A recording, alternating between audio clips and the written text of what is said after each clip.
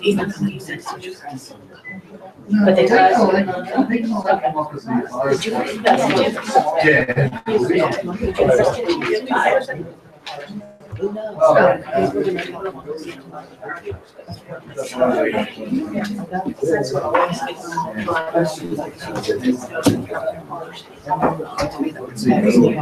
No, thank you. I appreciate it. All right, they usually give us a 2-minute warning when we're 2 minutes before coming to order, and that's now.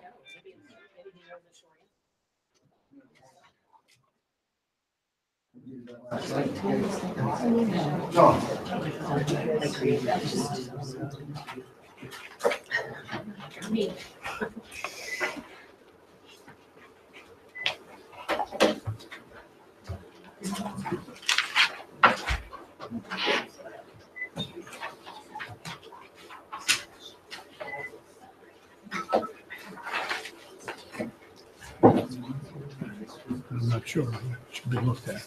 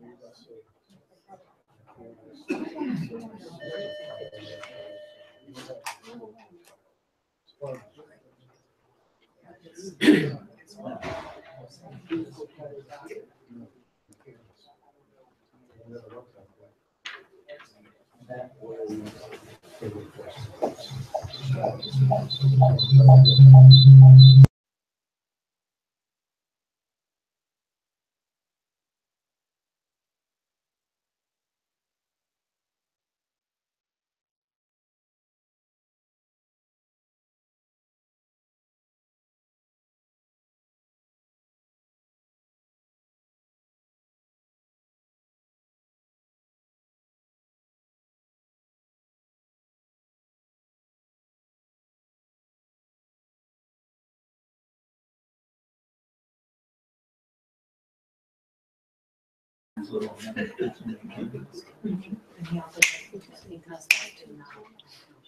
that's not R2. The medium gray is R2. With our look, this is the time that was advertised for our December 18th, 2017 Aleppo legislative meeting. Let's come to order, please, and I would like to recognize Gwen Patterson, our manager, and ask Ms. Patterson, who's proposing a budget for us tonight that we're going to vote on. In recognition of your hard work on that budget and all year long, would you please lead us in the Pledge of Allegiance? I pledge Allegiance to the flag of the United States of America and to the republic for which it stands, one nation, under God, indivisible, with liberty and justice for all. Thank you, Gwen. Let's take a roll call, please. President Gobler, Present. Vice President Jones, Present. Commissioner Darrow, Present. Commissioner DePlaga, Present. Solicitor Lovato, Present. Manager Patterson. All right. Thank you all for coming tonight. Before we get started, as a matter of housekeeping, let me announce that this meeting, like all Aleppo Township meetings, is recorded and broadcast live on the internet. That means that it's going out right now. People are watching. Well, nobody's watching yet, but the last couple nights that we've had these meetings, we've definitely had people watching live, which means that there is nothing we can do to stop people from watching it and seeing what happens here. Additionally, after tonight, the meetings are posted automatically to YouTube, and they stay there indefinitely. So all that is by way of saying, be on your best behavior and only say things that you want to. All right. With that thought in mind, I'm going to take our agenda one step out of order, and I'm going to move up later on our agenda, which is a annual report from me. And I just want to do this early because I want to make sure that our technology does kind of what I want it to do.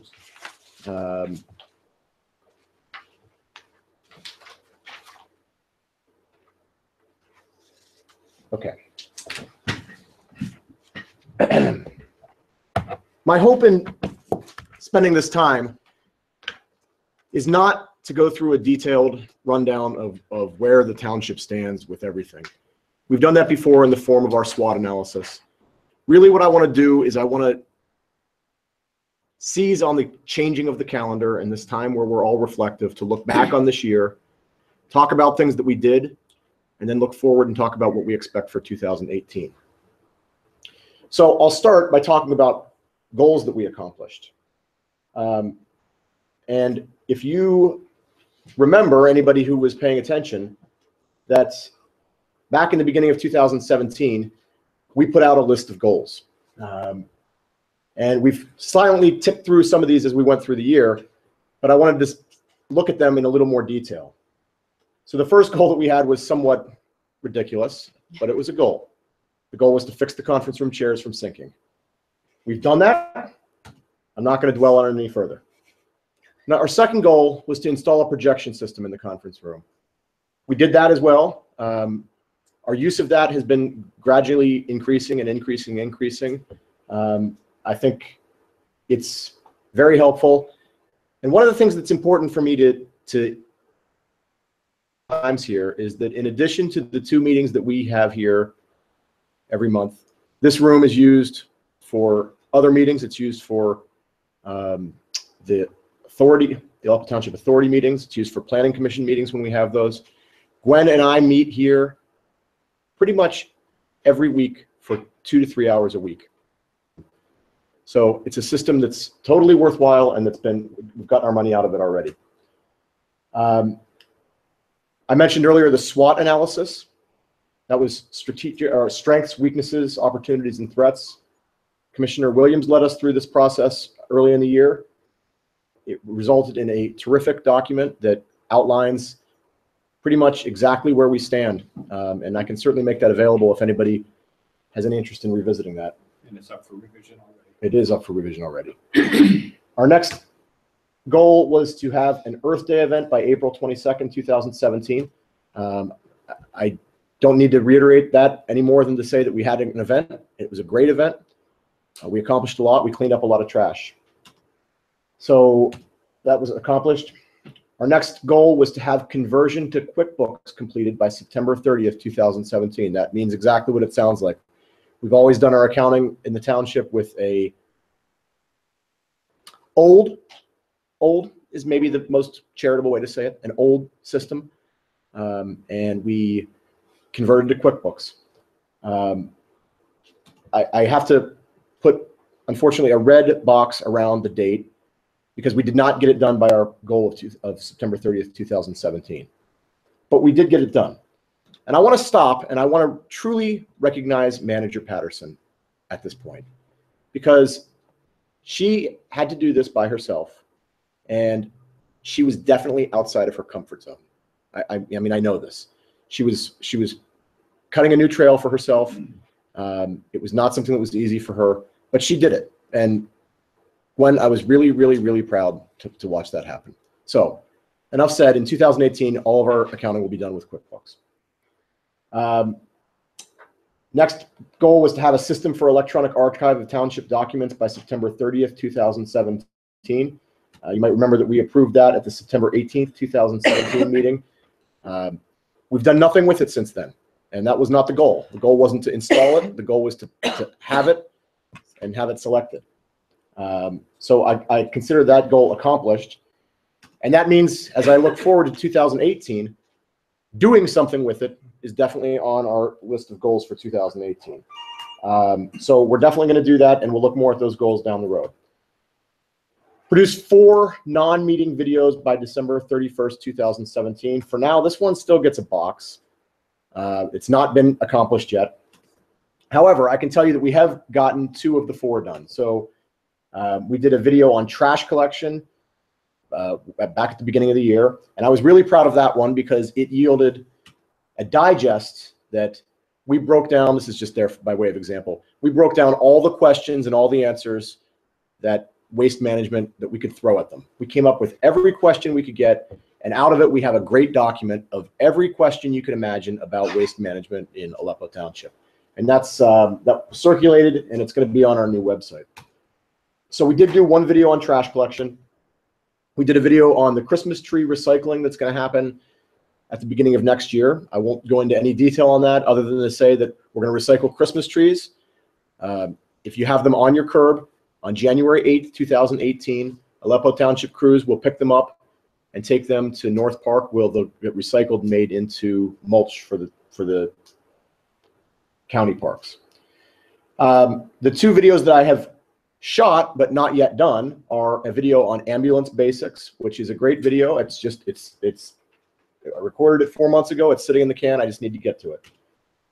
Similarly, Chief is here. We did a video with one of his officers, Corporal Simkowiak, on solicitation awareness. Also recorded quite a while ago. Just haven't gotten to it. So the deadline is December 31st, 2017. I still think I'll hit that. I still think that we'll get that red box off there and we'll consider that goal accomplished. Right now it's sitting there with a red box.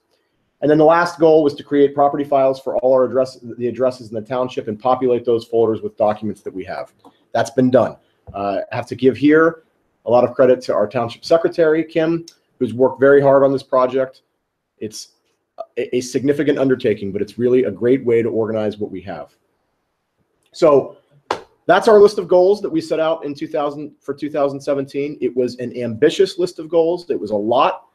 Again, it took a lot of meeting beyond just what you see here when you come to these meetings and you have workshop and legislative meetings. It took a lot of work from Gwen and Kim. And if I haven't said enough already, thank you very much, Gwen and Kim, for all that hard work. I turn then to something that probably is more interesting to everybody than seats not sinking. I turn to finances. And somebody who's not a finance guy, what I can tell you is that tonight we're about to vote on a budget for 2018. It will be on time, it will be balanced, and it will not require a tax increase. I don't want to speak for anybody else here, but I think that that's going to pass tonight. I think that this is 4 years in a row now, at least 4 years in a row, where we've not had a tax increase. Our fund balances are in good shape. I see our treasurer shaking his head. Our fund balances are in good shape. We are a well-funded and well-organized in terms of finance municipality. We are very fortunate to have the financial footing that we have. When I work with the COG, when we go to Seven Springs, we talk to other municipalities. They are not in the same footing that we are. So I don't mean to sound like a broken record. I don't mean to only be a cheerleader for things. But we are in good financial footing, and we are in good financial footing because of the hard work of the commissioners that sit on this board, and again, Manager Patterson, for good stewardship of township tax dollars. Perhaps in slightly less important but equally obvious and visually important news, this year we changed all of our township road signs. We retired those beat old signs and came up with a new set of signs. And again, I don't mean to oversell the importance of something that's as inconsequential as road signs, but it's something that should have been done a long time ago. And I think it gives everything a fresh look. We have now new letterhead, we have new business cards, all the road signs, it all matches, it all looks good. We will have a website. I keep talking about the website. It's coming. It's a 2018 goal. We'll talk more about that. And it extends all the same visual elements. I went back and I looked through some of the old digests, and I looked at things that we took action on, things that we spent time talking about. And without going into detail on all of them, I just put together a list. Deer, we talked a lot about deer. Property maintenance in various different formats, whether there was an abandoned vehicle on Weber Road that we're still dealing with, tents on Weber Road, the Swickley lot on Glen Mitchell Road, all those sort of property maintenance issues. We spent a lot of CPU time, so to speak, working on those property maintenance issues. And emergency management. That was not a goal for this year, but it was something that we ended up spending a lot of time on. It's something that our emergency management coordinator, who's sitting here tonight, worked with us very hard on. We had a Saturday retreat day here where we came in and we worked on that. And then in those meetings that I keep talking about where Gwen and I meet on Friday mornings, we've spent a lot of time getting us in a much more stable footing for dealing with an emergency than we've ever been in the past. I mean, we've never been compliant with emergency management policies at all. And this year we are. And that in and of itself is a goal to be is a accomplishment to be very proud of. And I can tell you, for my part, what I always said with emergencies was I wouldn't know if we had an emergency and I got in this building, what I was supposed to do. I wouldn't know what key to turn, what button to push, what light switch to turn on. And now we have that all worked out. So I'm very proud of those accomplishments. It would not be complete talking about things that we've spent time working on, given the people that are here, if I didn't put in huge letters the children's home, because that's definitely something in the last 2 months that we've spent a lot of time talking about. I know it's something we'll continue to talk about into 2018. I'm not going to go into the merits of it, but just to, by way of documenting what we're spending 2017 working on, the children's home is one of them. As I turn away, the next thing I'm going to talk about is troubles, but I don't want to walk away from accomplishments and met goals too quickly without properly playing the role of cheerleader, because I don't want to play up the troubles too much. But I want to acknowledge them, and I wouldn't be honest as a representative of the community if I didn't acknowledge some of these troubles. So the first trouble, and it is what it is. I won't go into any detail on it, but the township remains a defendant in a lawsuit that's brought by Masonic Village. It's something that I wish would go away, but I can't make it go away. I can't snap my fingers and make it go away. It's there. It's something that we have to deal with. It's something that the commissioners and our solicitor spend a tremendous amount of time on. The number of hours that we spend in executive session talking about things that can't be publicly discussed is staggering. And like I say, I wish it wasn't there so we could work on other issues, but it is. Similarly, the sewer remains a trouble. The sewer is what got, at least, I guess all that's left now is Vice President Jones and I involved in this years and years ago. We hear from the Aleppo Township Authority that there remain troubles in the infrastructure there. We hear about these pumps. There are pumps in the sewer system that need to be replaced. And I don't want to speak out of turn, but I have not heard a clear path towards getting out of that trouble. There certainly is rocks on all sides of that path. So again, without beating a horse to a pulp, it remains a problem. And there are other problems. I'm not going to say that this is an exhaustive list. I'm telling you that as I sat in my office today and said, what are the things that bother me? Those are them. So again, I don't want to say that there's no other, but those are the ones that bother me. So let me look forward then and talk about, I'll call on you later. Okay. Let me look forward and talk about goals for 2018. These are not developed yet. I'll come back in early 2018 and tell you how I've kind of converted these goals into things that we'll be tracking through 2018, and hopefully we'll be putting check marks on in December of 2018. I mean, something about implementation of Laserfish in the cloud. A fairly well-developed one is to make our new website live by March 31st, 2018. We think we can make that happen. We think that's fairly achievable. Something about emergency management. It wasn't a goal last year, so we think that trying to really put a punctuation point on the end of the efforts that we put in 2017 in emergency management would be something worthwhile. Something about GIS, which is the mapping program that's really all the rage these days in municipal circles. We have two different paths that we're looking down. So it's sort of, if you think of Google Maps, and you could put a transparency layer on top of that, or 100 transparency layers if you wanted. So you could have one that was your sewer lines. You could have one that was all your stop signs. You could have one, you could have all these different layers on top of it and gather and keep your data that way. So we're looking at one through the COG, and we're looking at one through our engineering firm. Don't know exactly what that goal is or how it plays out, but that's one of the ones that sort of swirls around in my mind as something worthwhile in 2018. And finally, something about code enforcement. Again, this is an issue that we've had. We put an idea out there back in November. It didn't seem like it was met very warmly. We're going to have the code enforcement, our existing code enforcement officer, come in February. But if we had some plan, some way to try to be a little bit more purposeful about our code enforcement plans, I think that would be a worthwhile way to spend time in 2018. I would welcome if the other commissioners have thoughts about goals that they think. I never want this to be a Matt Dobler pet project thing.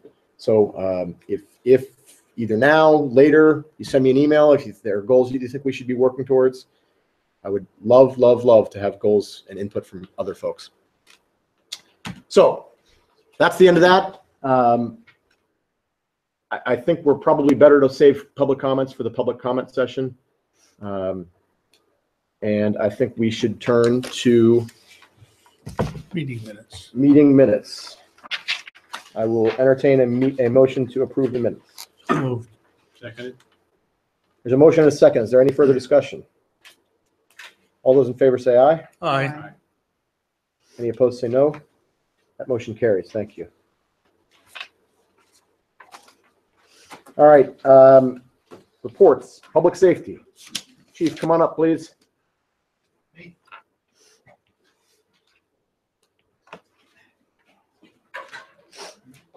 This evening. Good. Matt, looking at your goals, one of your goals is about the website and whatnot. Were you at any of the, or any of the commissioners at the League of Municipalities that they have up in Seven Springs? Yep. Were those people from Savvy Citizen there? Yes. What do you think of that? I'm gonna give you my opinion after I hear yours. I thought it was interesting. I'm glad you asked that question because I thought that my initial reaction was that it was just another flash in the pan app. But he kind of sold me when he was saying that. So Savvy Citizen is an app that's goal is to try to be an outlet. I guess it's sort of a social media type app that has that's more of a municipal government component. And what he had that I thought was good about it was he said, if you live in a municipality that's surrounded by a bunch of other municipalities, it's one thing for your municipality to have a website or to have a Facebook page or a Twitter following. But for you to get your municipality or for your residents to follow your Facebook group or your Twitter group and all the other residents around you is very difficult. And what Savvy Citizen can help do is coordinate, recognizing that a resident does not only live in Aleppo Township.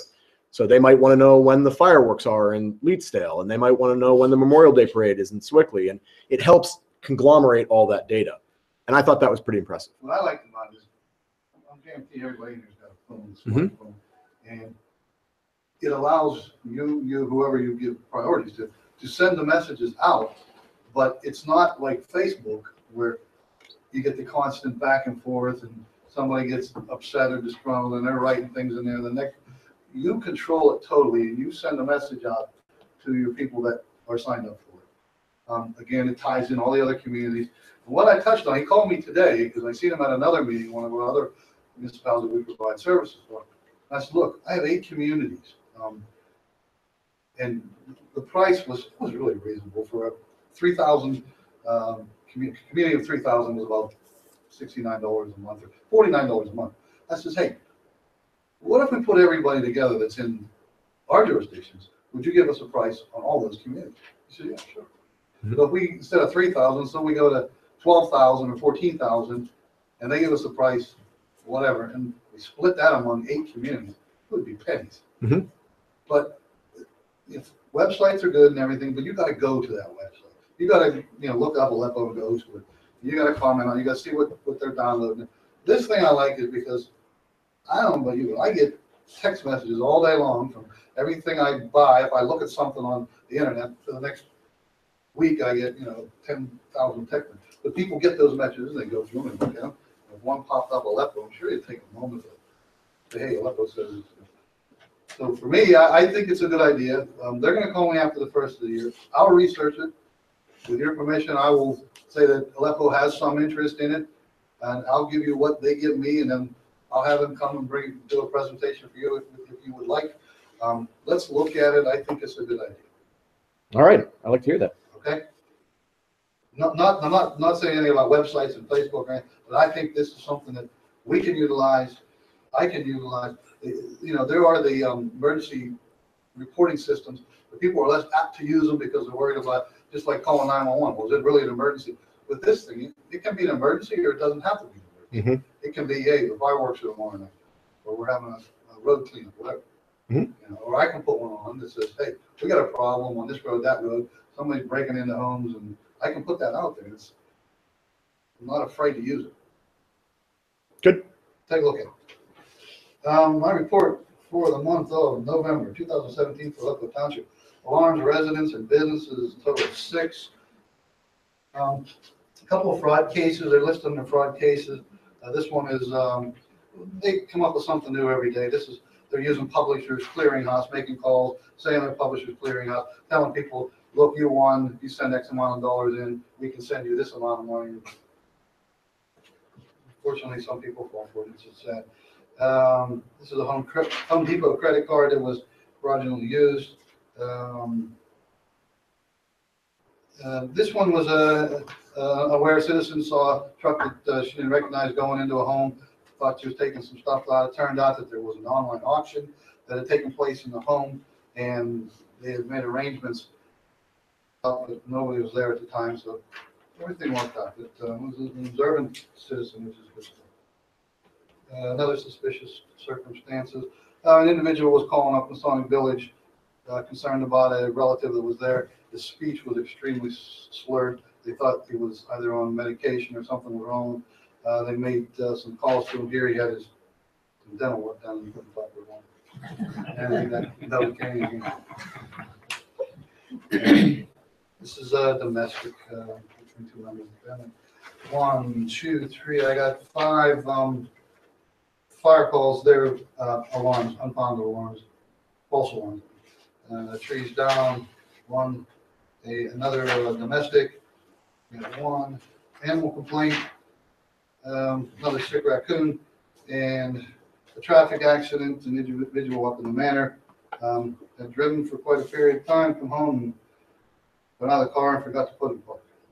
The car drifted back and down over the hillside there. We conducted several traffic posts up on Weber. Help me out, is it falling down, everything working out pretty good? There's 1 or 2, but it's, So, thank you. Okay. It was helped consider. of these posts, each one, there's a number of cars that they said they monitored, and they, out of 5 traffic posts, they were only cited 1 vehicle. Hopefully it's working out. Let me know if it picks up again. We'll keep on. And we assist other agency. This is helping the state police out on the interstate, and 11911 hang-up call. That is my report. Any questions? Thank you. No, sir, thank you. Yes, sir. Merry Christmas. Merry Christmas to you all. Merry Christmas, Chief. All right, emergency management. We have our emergency management coordinator here tonight. And to all, good night. So I understand you had some questions out of your meetings, Matt. I spoke with Bull. I think you remember our exclamation point on the end of our meeting was going to be a tabletop drill that we were going to attach on with Masonic's evacuation drill with Bull. That evacuation drill has been canceled twice, and their goal, Masonic's having some issue getting personnel, there's some changes and stuff going on. So Bull feels that they're going to be able to implement that drill in the spring, which is not a problem for kind of putting a period at the end of our sentence for the county. That's just the easiest way to do a tabletop drill, is to do it with, because fire has to do one, Masonic has to do one. And if we just kind of get on to theirs and do a tabletop drill, that's probably the easiest way to do it. And that was originally our plans. So we're waiting to meet with Eric, et cetera, at Masonic to do that. For the mutual aid agreements, I started the beginning of getting this feeling actually when I talked to Chief a while ago. His response to mutual aid agreements was, well, it's kind of mutual aid, and so when you need it, you call it. And I thought, well, you know, the county says you have to have them in writing, let me call around. And so when I spoke to the bus company, that was their thing, the water company. I talked to 2 bottled water companies. People seem to be reluctant to make a writing commitment for a mutual aid agreement. Somehow the hospital gets them and et cetera. But what they basically say is, if we, you know, we'll have it available, and if you need it, call us and we'll provide you with mutual aid. So we'll be able to test that when we do the drill, frankly, because part of that drill will be going over what the Masonic is able to deal with themselves. By definition, that's why we'll be activating our EOC. And so we'll have to provide probably some transportation, probably some supplies, et cetera. So we'll be able to stress that. and see if that kind of verbal mutual aid works. Because you guys will be calling in those resources. You'll be looking for buses and looking for, water or blankets or whatever it is that they define as a need. So I think the way to go with that is to see if we in fact have those verbal mutual aid agreements in place and if they work. Question at the drill. If they don't work, I'm not sure. We may need a more powerful negotiator, Mr. Dobler. You know what I mean? If we do, they seem to feel that that resembles a contract and they don't want to do a contract, and I certainly don't have the right to enter into a contract. And so we kind of left it at that. And for the other people that they do contracts with, they probably have existing service arrangements anyway. Probably. That's my guess. Nobody said that, but that's kind of my guess. I mean, certainly we can't be the only people. If this is a county, it's a county expectation that we have these. Well, yeah, yes, it's enlisted in the requirements for your emergency operations. Okay. I know that the hospital, Eric Collins can help me on that. You have written mutual aid agreements, am I right? Yeah, I mean, she does the emergency operation plan for the Heritage Valley system. And I know that she has written mutual aid agreements. Valley has written mutual aid agreements. I'm not sure if it's size. I'm not sure if we're late to the ball game. I'm not sure what the problem is, but everybody basically says if we need mutual aid, call us and we'll give you what we have. Okay. Well, does not having mutual aid agreements do anything to jeopardize No, we're in our? compliance. Okay. We're in 100% compliance except for that drill, and we're not out of compliance with that drill because I explained to them that we counted our educational scenario as a drill because we presented a scenario and we went through it, we walked through it as an educational thing. So even though it wasn't technically here's what happened, react to it, we used it. I talked to them ahead of time about that and we used it as an educational drill.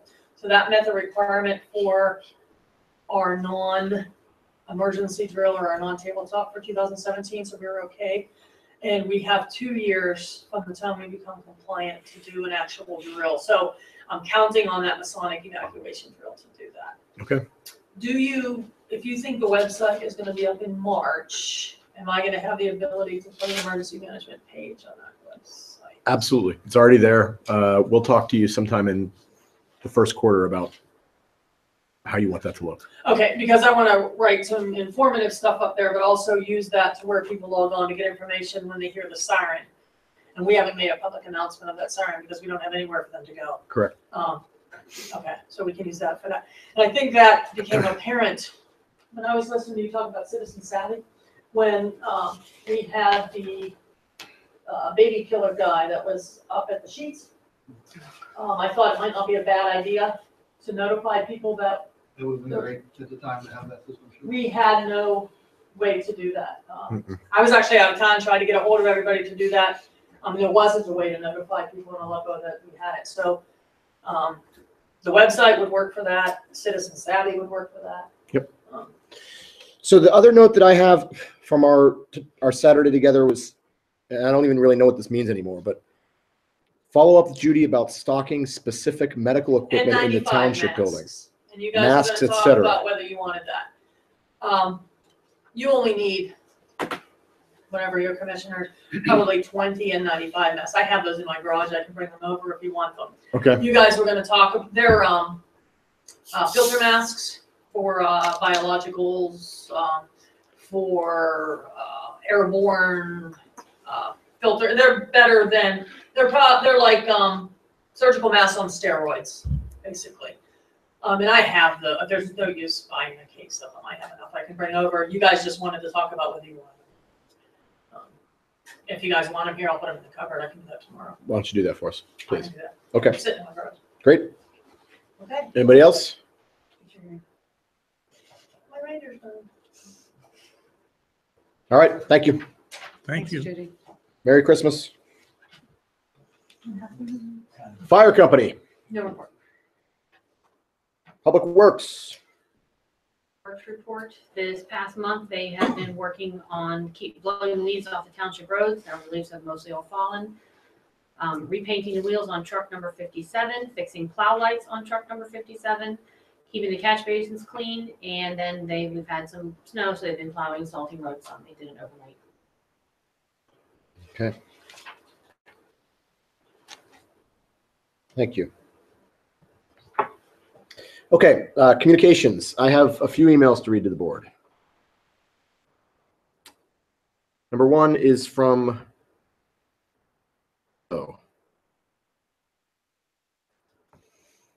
Dear Aleppo Township Board, I'm writing this letter in response to the recent discussions about the possible Masonic Village development on Redgate Road. I, much like many other residents of Aleppo Township, opposed to this idea. I realize that I am new to the area, but I would like the opportunity to briefly explain my position and reasoning. My wife, 2 daughters, and I recently moved to Redgate Road. My wife and I searched for about 2 years for the perfect spot to build our dream home. We chose this community for many reasons. We loved the location, the people, the sense of community, and then, of course, the school district. However, we are now faced with fear. Fear that our home that we have worked so hard on will be affected by what Masonic Village plans to do here. I want to go on record in saying my issue is not with what the Masonic Village is attempting to do for these children, but yet in the place they are planning to do it. If this happens, Redgate Road will be forever changed. The street will look and feel completely different. Added buildings, a parking lot, and an additional road will completely alter how this currently appears. In addition, the busing and traffic that would be caused by this project would be quite problematic to our quiet street and neighborhood. This road is already quite narrow at the bottom of the hill, and I can only imagine what multiple vehicles traveling would do to the current traffic flow. My other main concern is our property value. I feel that if the Masonic Village goes through with this plan, the values of homes on Redgate Road, including my own, will decrease. Not to mention, what is stopping them from continuing to purchase other homes along Redgate Road as they continue their expansion? Will we eventually be asked to sell? Or even worse, will they ask everyone else to sell and we be forced to either live among a new commercial area or sell for what I can only imagine would be a fraction of what we put into our home that we worked so hard to have here? I have been listening to the meeting minutes regularly since we first bought our plot of land, long before our house was even started.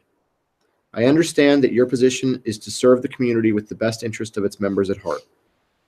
So I am reaching out to all of you to ask this. Please consider if it were your homes that were next door to this possible development. Please consider how you would feel having your young children grow up on a street that will be heavily traveled with possible continued expansion over the years. Please consider if it were your home that the property values was decreased and you were not able to sell it for what it is truly worth if it unfortunately came to that. I simply ask that in making your decision, you consider these points and try to imagine if you were in our shoes on Redgate Road, as are those people who are most directly affected. The idea that this is what Redgate Road could become is frightening. This would not be the area we worked so hard to be a part of. We have taken a great deal of pride in our new community and we are trying to accomplish in having our home here. Redgate Road, a residential area, is not the place for this. Thank you for your time and consideration in this matter. Respectfully, Joe DiRenzo. Next is Mark Yeaser. Dear Aleppo Township Board of Commissioners, we are opposed to rezoning the Masonic Village for the purpose of housing at-risk youth. Mark and Allison Yeaser. Next is Marnie Hayes. Good morning, Matt. Are you familiar with the former Holy Family Institute that was located in Avalon on Route 65? It closed as an orphanage several years ago and is now an academy. If you go to the website for HFI, you will see that they have moved from an institutionalization to helping children to live with their own families or be placed within other healthy families. In addition, J.K. Rowling of Harry Potter fame has created an organization to help rid institutionalization of children worldwide. Jim and I happened upon an interesting interview with Rowling. Evidently, there is a movement towards family living and non-institutionalization that is gathering support as a better model to care for children. Both of these observations have urged me to write to you to ask whether the establishment of an institutionalized home for children at Masonic is what our community wishes to support. Perhaps this information will be of some use. Thank you for representing our community so openly, Marnie Hines. And last is an email from Heidi Ondeck. Heidi Ondeck is the superintendent of Quaker Valley School District. I had reached out to her and sent her the digest from some of our meetings and asked for her position from the school district, excuse me. Dear Mr. Dobler, I am pleased to provide you a letter on behalf of the Quaker Valley School District regarding the Masonic Village's proposed children's home in Aleppo Township. I have been in communication for several months with Joseph Murphy, CEO of Masonic Villages, and have spoken with officials from Elizabethtown School District regarding their long-standing and positive relationship with their children's home. I have also reviewed the reviewed the achievement data of the students who reside in Elizabethtown's children's home, all of whom are succeeding academically and socially. As a Quaker Valley resident and also superintendent of schools, based on what I have learned, I have absolutely no concerns about the prospect of a children's home in the community served by the Quaker Valley School District. Furthermore, we currently have some children who reside within our school district boundaries who would qualify for and benefit from such a program. If I may be of further assistance to you and the Aleppo Township Council, please feel free to contact me. Sincerely yours, Dr. Heidi Ondeck.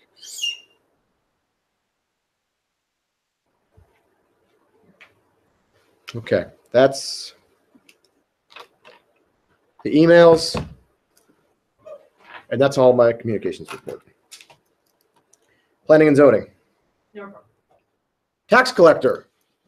Boy, did you ever think that the tax collector's report would be the uplifting part? I was gonna say, what's happening here? Happy holidays, everybody. Thanks for I'm having sure me. you got it right. I'm trying to.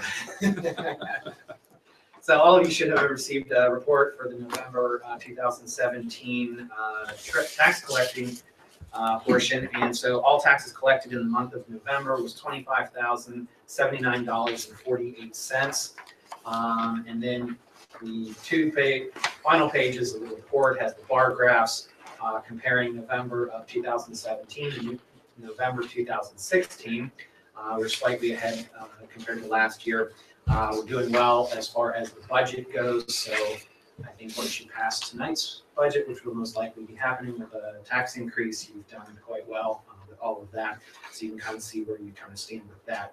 As far as the treasurer's report goes, I'll give you a listing of all the accounts that we currently have, the PNC checking account, and then the Pliget account, which has 4 different categories within that. So if you add all those up, the total monies on hand for the month of November is $1,771,074.59. If you subtract out the pledged funds and the targeted funds, our total net operating funds for the month of November is $1,022,886.52.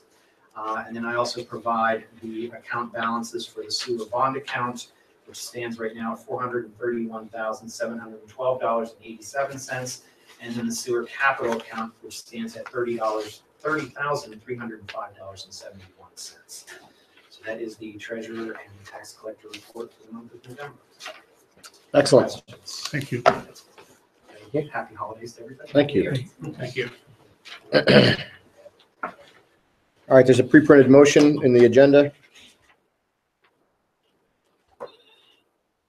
which I'll entertain. Somebody? Talking about the motion for the adopt the budget. Nope, in their finance. Big I, little I. Oh, the finance? Okay, motion, I make a motion to approve the, All right, I'm sorry. Go ahead. I make a motion to approve the November bill list in the amount of $80,154.85, to ratify November prepaid bills in the amount of $7,778.08, and to ratify November payroll transfer in the amount of $14,983.17. Second. There's a motion and a second. Is there any further discussion? All those in favor say aye. Aye. Any opposed say no. Motion carries. Thank you. Anything else with respect to finance? Aleppo Township Authority. Yipper. Give me a second here.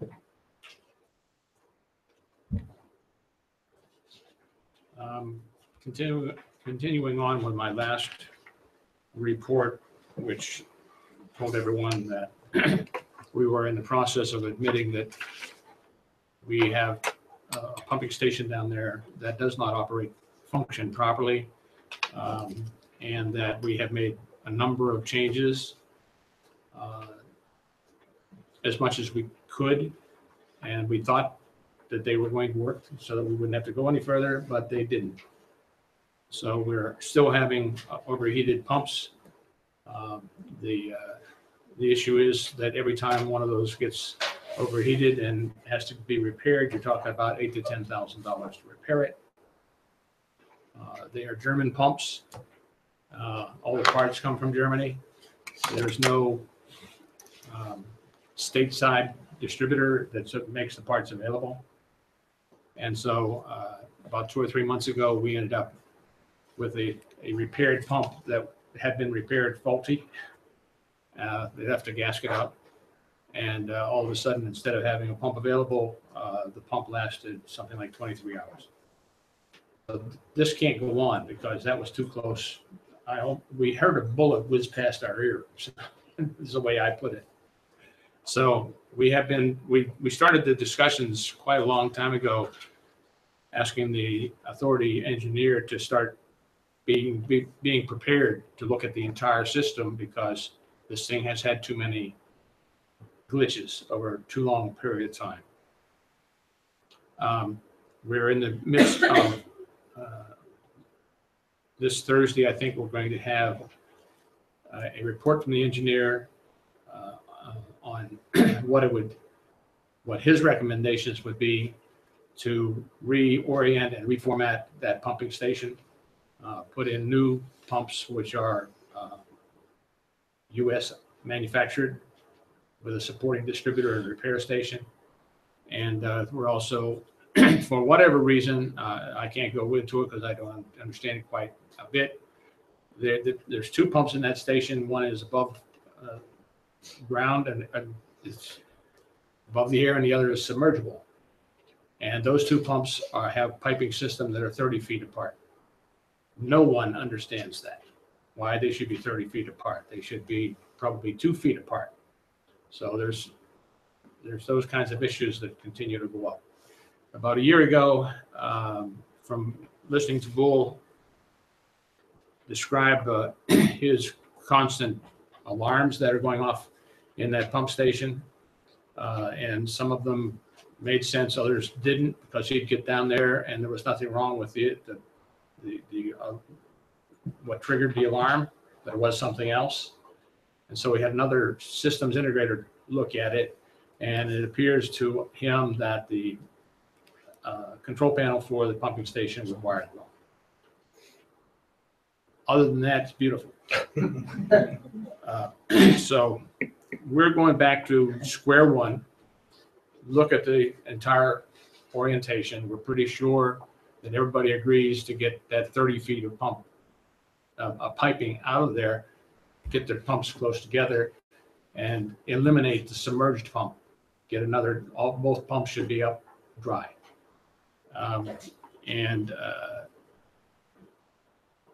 The one major issue that we have to make sure we're very careful about is that we have enough header on the pump to get it up over this hill.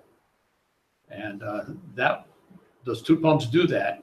They just do it intermittently. That's where we stand. We have our chance to make our own mistakes, I guess you might say, but we're intending to make them much more available and likable and reliable and so on and so forth. I will report to the other things. I can't tell you what the costs are because we have not written the specifications for the pumps yet. But a wild guess of to redo the piping, redo the whatever happens to be wrong with the control panels and the alarm panels. I will be surprised if it's not $50,000. But we don't have a lot of choice. Because I don't think anybody wants to run into a situation where you don't have enough pressure on our pipes to handle our sewage. All right, anything else? Culligan.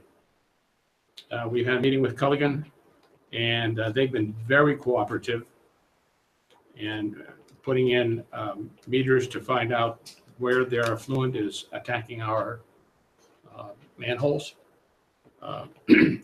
They found out that they had they put pH meters in accordance with and metering and measuring all of the things that are put in by the EPA.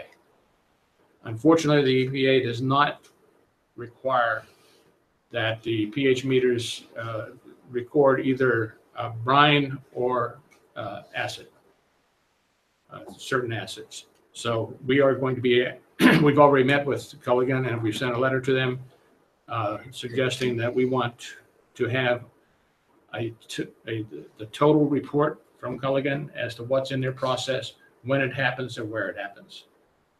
So that we know every time when a peak and valley happens in a plant, which they always do, we're going to know the effects of those peaks on our sewage system. And I think that will clear it up eventually. But I think we're looking at about maybe 4 to 6 months period of time to accomplish that. That's it. Any Does the questions? manhole need repaired or replaced?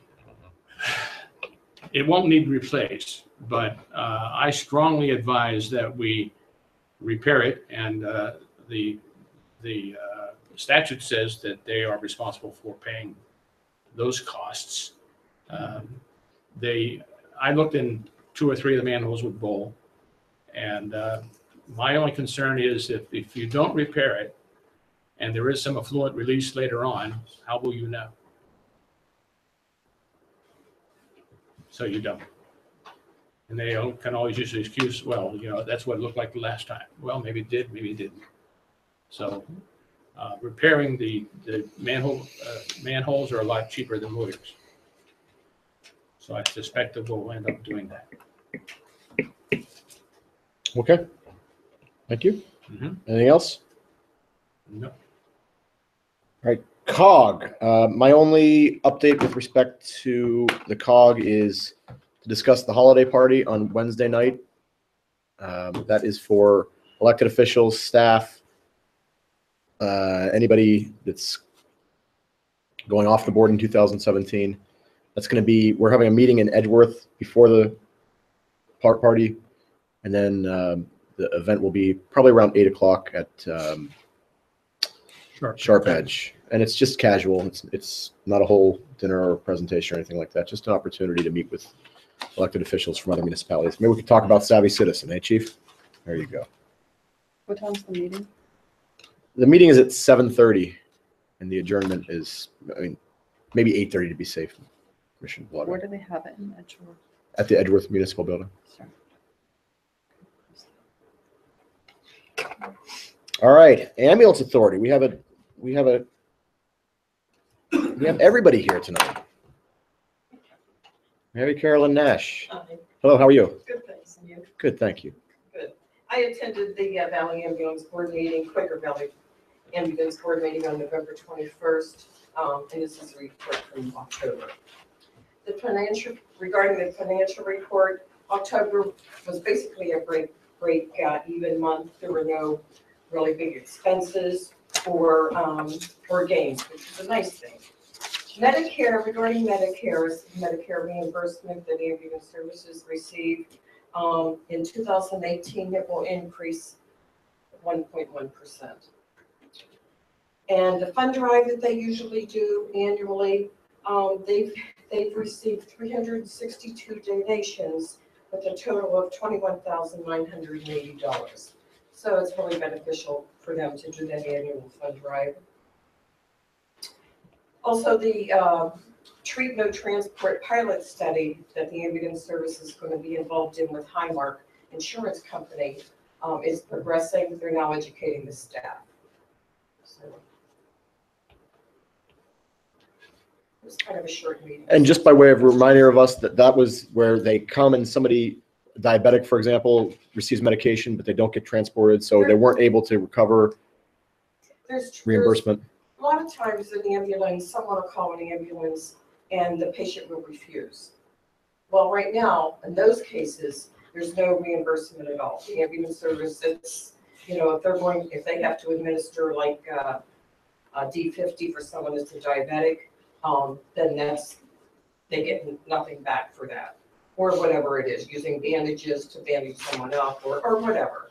But right now, with Highmark Insurance, they're going to start this pilot study in which if they respond to a patient, the patient refuses care and is a Highmark Insurance, then the insurance company will pay the ambulance service now $575. They've increased that a little bit. They're hoping that UPMC and the other insurance companies will do that as well, because right now it's really a loss. And there's usually maybe around 70 refusals a month. So that's quite a bit. It's getting the staff, this truck out, responding wherever, and the gas and everything. So it'll help a little bit. Excellent. Well, thank you. Thank you. And thank you for your service on that committee. And we're really glad to have you there. Thank you.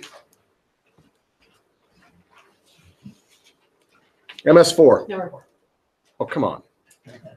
Don't throw cigarette butts in. Don't throw cigarette butts in the catch basins. Don't wash your car over top of a catch basin. If you see your catch basin covered over with leaves and we haven't gotten to it yet, please go out and get the leaves off of it because they just fall in and clog it.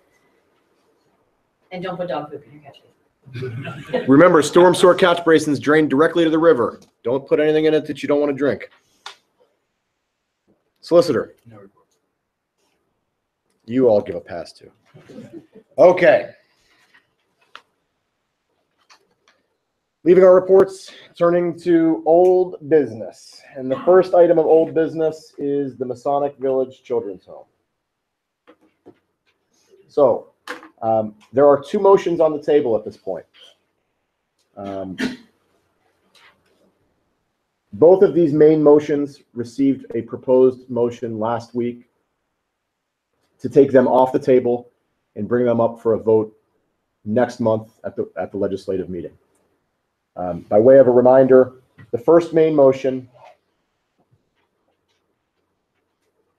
is to refer a proposed amendment of the text of the Aleppo Township zoning ordinance to the Township Planning Commission and County, which adds a definition for a children's home and amends the definition of a continuing care retirement community and a life care facility or senior living community as specified in the letter dated October 19, 2017. That motion is presently on the table, and the present motion is to remove that motion from the table and bring it up for a vote in 30 days.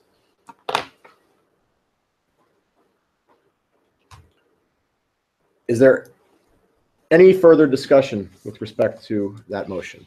I'm not sure that's a completely accurate description of what's in the letter. I think that refers to change under the conditional use under R2, changing that item under R2 to include the children's home. That's the way I understand it. I don't follow that. Say that again.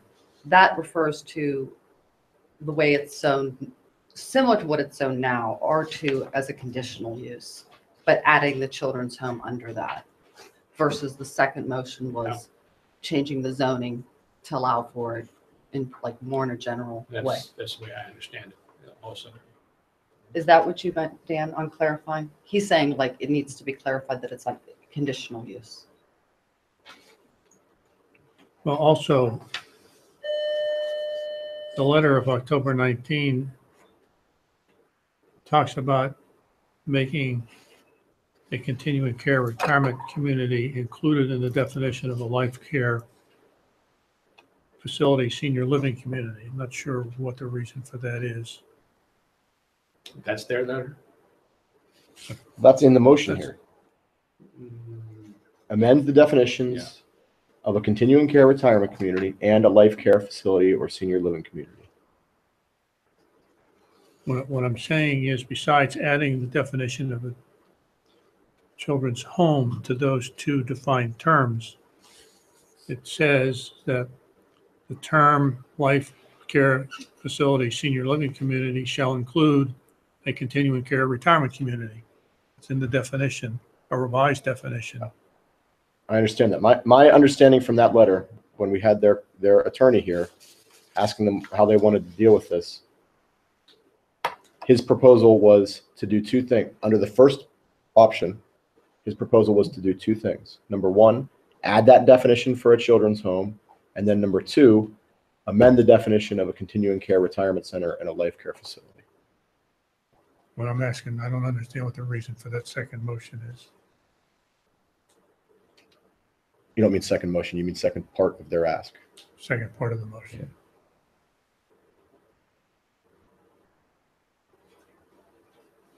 Well, Well, the continuing care retirement community and life care facility is what it is. And they're not asking for any changes of operation or function for that portion of the property, as I understand it. I've heard nothing of. Well, we're not, I mean, at this stage of the game, we're not talking about what they're specifically proposing to do. Okay, They're just talking about what kind of zoning change would facilitate what they want to do. Now, I mean, to begin with, whether you talk about the life care facility, the continuing care facility, those are conditional uses in the R2 zone. right. So it's not restricted to the footprint of the Masonic Village. The zoning amendment would be applicable to all property that's R2. And there's a lot more than just Masonic's property. Yeah, that's the way I understand. All right. I mean, if you look at the zoning map, R2 is, Big. you got R2 here, Mhm. you have R2 here, you have R2 over here. So that would affect all the property If in you, R2. yes, and the second thing is make the change to a conditional use or make the change to the definition that is potentially allowable as a conditional use. The process for a conditional use is not in the total discretion of the commissioners to make that decision. There's criteria that if they're met, I think arguably they're entitled to their permit or their approval, which I'm not sure you want to give that much authority away.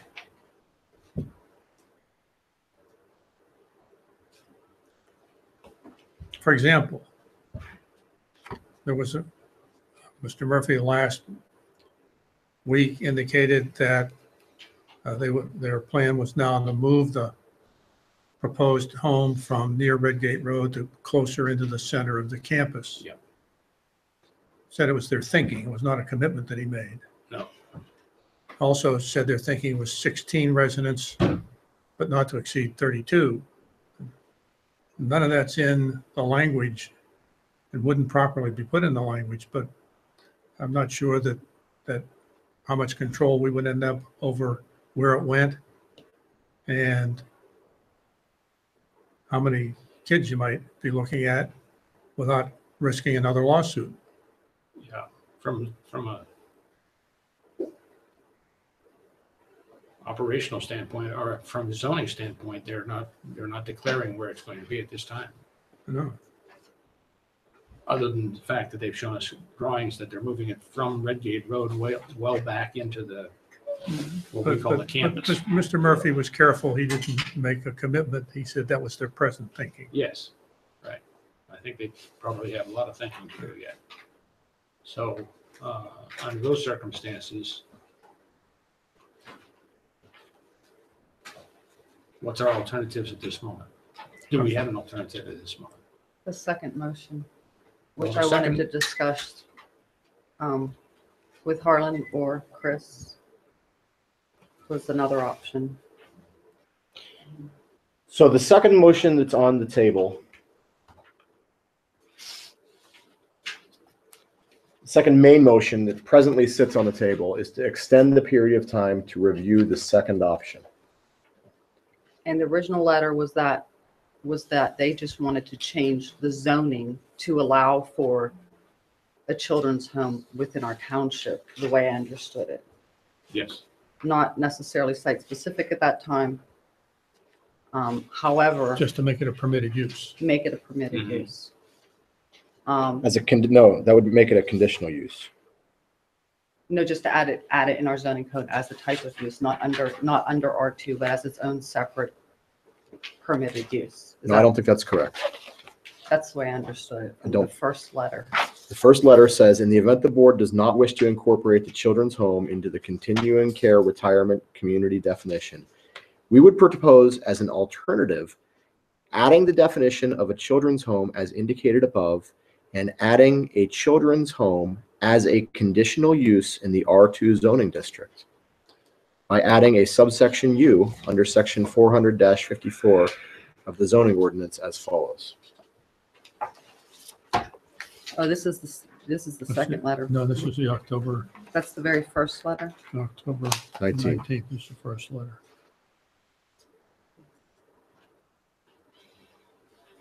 Second, the later letter changed the definition of children's homes to add a paragraph or third point. Okay, so are these both conditional use then? Yes, Okay.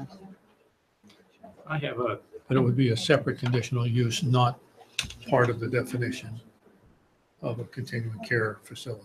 Oh, okay. clarify something for me, please. On the motion number All right, two, ladies and gentlemen, I'm sorry. We need to have just one conversation at a time, please. on motion number two, as I understood it the last time I heard, we had a discussion. Motion number two does not restrict them to 2 buildings and 32 people. And someone else could come into another area in R2 and ask for a variance, a conditional variance. A conditional use. Use, is that true? Whereas motion number one restricts it to that particular piece of property. I actually have come to the conclusion from my reading of what is proposed that the net result of doing either one of the two options proposed by Masonic Village is the same. And that is, if you want to add a children's home, it's a conditional use. Because Masonic Village, under item 1, if you change the definition of continuing care facility anywhere on the property, then a continuing care facility then by definition includes a standalone children's home. I was of that opinion until I read this, just under the current definition of life care facility, which it does include the continuing care retirement community, there's a 40-acre minimum. So I think that would be an added restriction, at least as to the acreage in terms of a standalone children's home. But otherwise, I don't disagree with what you were saying in terms of it's now within the definition. Right, I mean, it basically makes it R2 wide.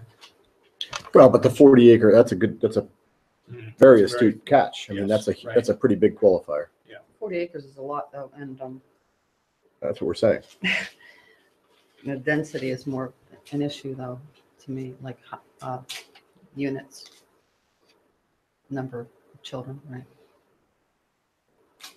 No, but what he's saying is that it wouldn't make it so that anybody that had a Wouldn't piece it- of property in R2 would be able to just open a children's home. You need 40 If you were acres to gonna- do that. If you're going to do this, wouldn't it be better to take the Masonic Village definition, proposed definition of children's home, and add to it the items 1 through 6 that are part of the second alternative?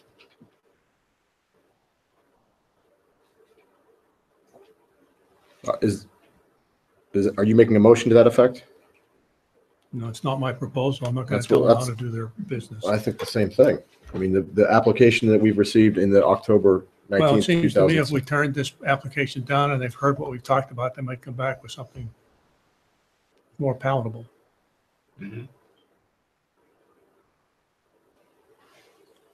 Okay, well, I hear you. So I'm likely to Giving them vote some no on the dicta. motion. Pardon me? I said I'm likely to vote no on the motion. Okay.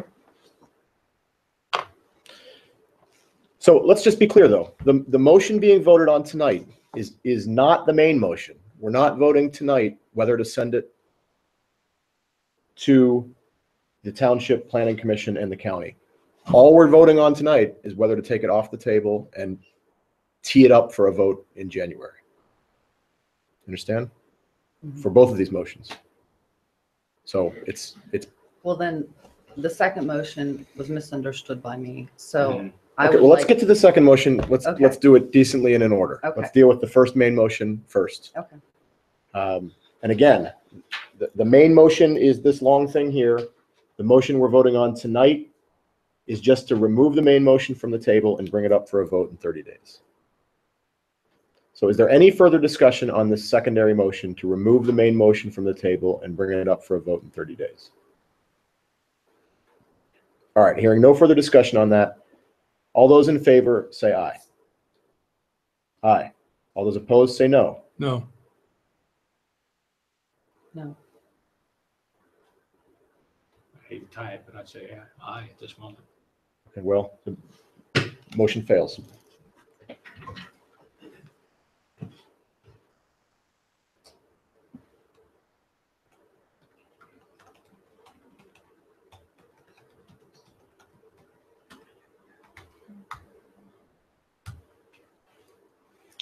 Okay,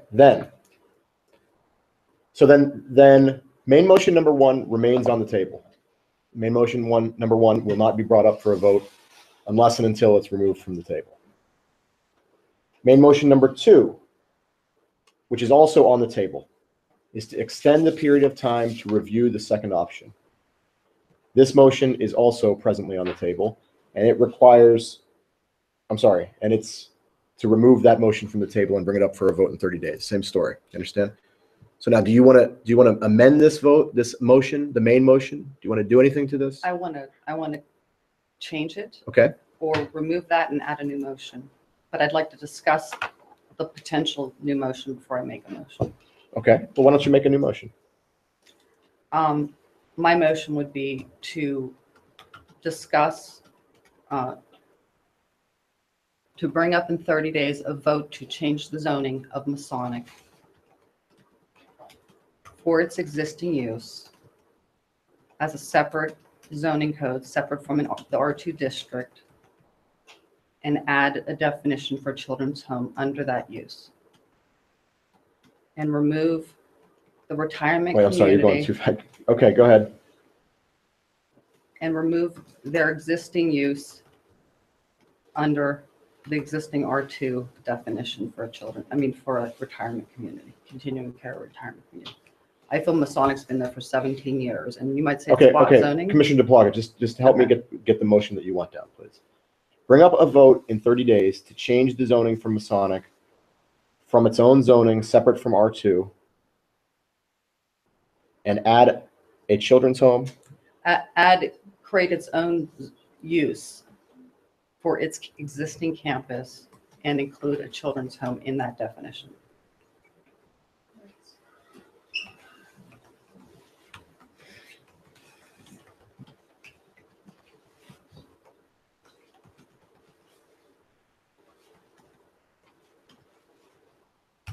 You see what's up there? Bring up a vote in 30 days to change the zoning for Masonic for its own zoning separate from R2 and add its own zone for its existing campus and add a children's home as its own use. I would say change the zoning of Masonic to something akin to a continuing care retirement community and children's home definition, assisted living, some broader definition that's a catch-all for their campus that would have Okay, all that in okay. it. So You got to the tell me. way what it's you- worded is odd. Okay, Just so say, tell me what you wanted to say. bring up a vote in 30 days to change the zoning from Masonic specific to its existing use and including the children's home. And I would just, Wait. Yeah, you could Specific to its existing use. and add a definition for children's home within that use.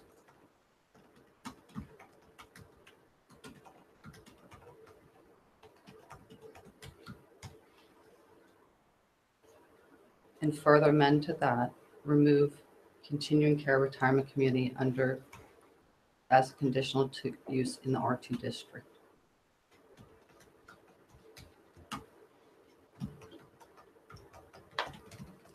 and Are you just, talking just about the property that is currently subject to the conditional use? Or are you talking about all the property that Masonic owns, because it's two different things? I'm talking about any property in the R2 district would no longer be able to build a continuing care retirement home within the R2 Now, when you district. said change Masonic's zoning, I'm asking for you to define what you mean by Masonic, because it's my understanding that there's property owned by Masonic that's covered by its conditional use. The And there's existing other campus, part, and there's other, so it's existing property. the existing campus, not the property they own in R2. No, So the property that they own in R2 that's not current to their, but not subject to their current conditional use would remain in R2, yes, and the conditional use for a continuing care facility would be removed from R2, yes, what you're suggesting. yes. And I don't know if that should be two separate motions or one, but, I would could do it in pieces as two separate motions as a separate motion to remove a continuing care retirement community from the R2 district. And one to just change the. Well, you zoning. wouldn't want one to happen without the other, right? I mean, what happened? And What that's happened why if I you got wanted it? to talk to our solicitor, a little bit further. Okay. He wants to talk, so let's let him talk. But before he talks, Well, I tell might me, is this how you want it to look? It's close. I just wanted Okay. a discussion prior to. What say well, you? my initial note would be that continuing care retirement home is a subset of life care facility. So I would assume that you would want to change that language to life care facility as opposed to continuing care retirement home. Yes. And two, I would assume that you would want qualifying language as in the first motion, where we'd be recommending it to the planning commission for further exploration as opposed to voting for it at next month's meeting. I would assume that as well, right? That's a So, good idea. Right.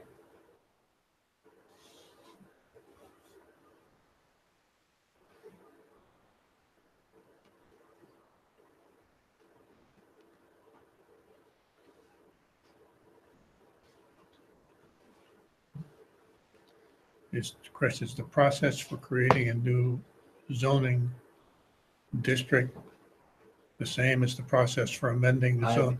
confirm that, but I believe it is, and we certainly have to go within a comprehensive plan as well. So it goes to the planning commission for a recommendation, then it comes Yes, to the commissioners for a hearing and then a decision. yes. I'll confirm that, but that's my understanding. so here we have Commissioner DePlaga. Refer a proposed amendment of the text of the Aleppo Township zoning ordinance to the Planning Commission and the county, which changes the zoning from Masonic specific to its existing use and adds a definition for a children's home within that use and removes life care facility from a conditional use in the R2 district. Yes, We feeling pretty much like that's your intention? yes. Okay. But Chris, Mhm. would it be better to have the removal of the life care facility from the R2 district as a separate motion? Is there difficulty in removing the conditional use of the life care facility from the R2 It's a district? zoning code amendment. Yeah, I mean, I think there's probably a legal analysis that has to go. Well, I can tell you right now, and I think this is consistent with Commissioner DePlaga's intent, was Yes, that I would, as soon as we get this buffed out and the way we want it to be, I would propose that we table this for 30 days. Yes. Yes. So we can have plenty of time to get resident feedback on these new proposals. You can write all the memos you want, and we can look at all the different ins and outs. But let's start by making it be kind of consistent with what you wanted to say. Yeah, it is. Okay. And I guess in response to your question at this point, from a moderator standpoint, I would far rather us consolidate into one motion rather than trying to keep stringing along multiple different motions. Okay. So if we want to unpack it later and pull it out into two motions, one that's Okay. makes a specific Masonic zone and one that removes life care facility from the R2, then we can do that later. But as long as we can keep it consolidated together, I would prefer that we do that. Okay. Can I just discuss my rationale so the public can hear, or do you want to do Absolutely. that later? No. You should do that. So by the reason I'm proposing this new motion to change the zoning code is currently Masonic is zoned as a conditional use under R2, meaning your entire street, this use is allowable. Not the children's home, but the continuing care retirement community. Masonic has proposed to add the children's home also as a conditional use within the R2 district, meaning at some future point, there could be more of these type of facilities moving into R2. My motion is to remove the allowance, the potential for that type of use within R2, to not allow it to occur if the second motion was approved. And to create a new zoning code for Masonic for its specific use that will allow the children's home within their existing campus. Very nice job. That was my concern as well. That might strike a balance between the community and the fear that they will continue to expand this type of use into their district and allow Masonic to have its use. Okay. Is there a second with respect to Commissioner DePlaga's motion? Second. Okay. So there's a motion and a second. Before bringing this up for vote, I have a motion that we defer this for 30 days. That requires a second. Second. Okay. So then the motion right now being voted on is to defer main motion number 3 for 30 days. Does everybody understand what we're voting on? Yep. All those in favor say aye. Aye. Any opposed say no. That motion carries.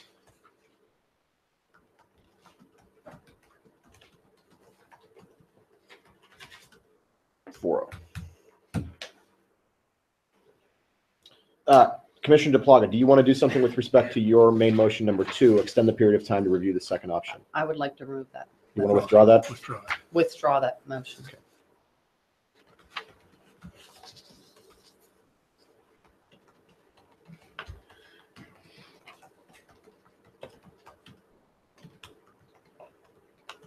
DUP. LAGA. Excellent. Okay, so the way we leave this conversation tonight is with main motion number 1 sitting on the table, not teed up for a vote.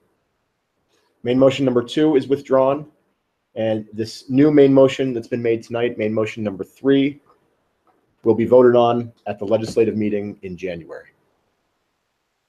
Does everybody understand? Yeah, but that's not a complete package. You can't do the change to number 3 and be effective without defining children's home. And right now, we haven't got anything that's doing that. Okay. So how do we do that? Mhm. How do we do that?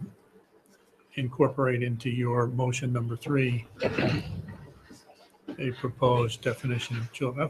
Well, what I would suggest is I've made the observation that we have now not have a path forward on defining children's home. Eric's here, he's heard the discussion. I would suggest that maybe they would want to take another run at coming up with a definition of children's home. Yeah. Okay. And I think this gives us the direction we were looking for, I think. And I don't wade into legal matters, so. But what my understanding was, we were looking for direction on how you wanted to approach this, and I think you've given us some good direction tonight. and we'll let my legal folks review the video of this, and I'll take back what I've taken notes on. So, Okay. thank you.